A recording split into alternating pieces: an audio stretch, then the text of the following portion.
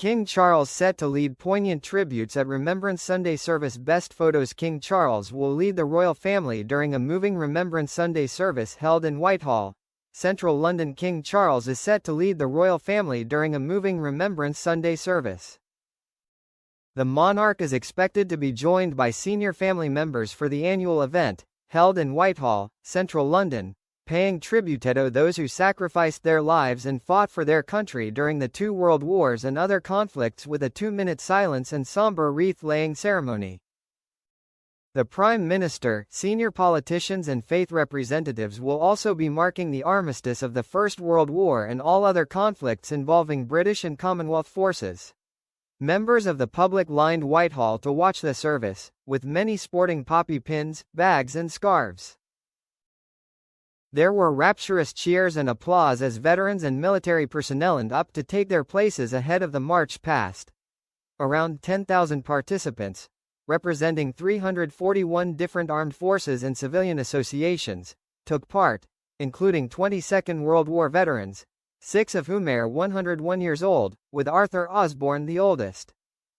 The youngest person to march was Evie Roots, 8, from Scotty's Little Soldiers, whose father, WO2 Adam Ruta, served with the Army Air Corps and sadly died in a parachuting accident in 2018.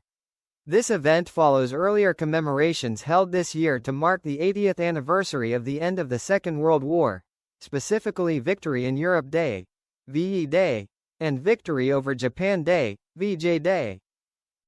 The commemorations paid tribute to the millions across the UK and Commonwealth who served in Europe and the Far East, highlighting the experiences of those who fought, the children who were evacuated, and the essential roles filled by those on the home front. Prime Minister Keir Starmer said, "This Remembrance Sunday, we pause as a nation to honor all those who have served our country. We reflect on the extraordinary courage of our armed forces in the world wars and subsequent conflicts, whose service secured the freedoms we cherish today."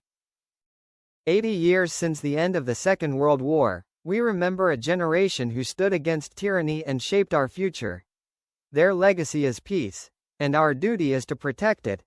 Such sacrifice deserves more than silence, which is why this government remains committed to supporting veterans, their families, and those who serve.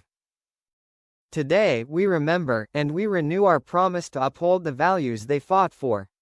Veterans gather at Whitehall. A highlight of the service is the Royal British Legion's March Past, which will see around 10,000 veterans participating.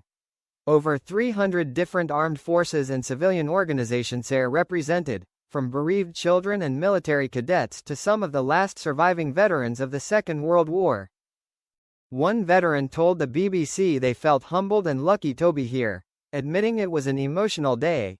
It comes after Prince George, 12, joined his mother, Princess Kate, for the first time at the Festival of Remembrance at Royal Albert Hall on Saturday evening, 6 months after meeting veterans at Buckingham Palace during commemorations to mark the 80th anniversary of VE Day.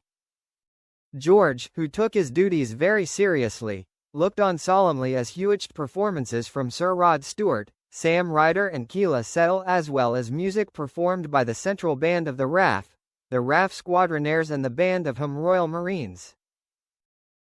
Absent from the Festival of Remembrance was Prince William, who was flying back from Belém, Brazil, which has limited flight options. Hello understands that the route was chosen for the Prince of Wales to ensure that he was in the country in time for the Remembrance service.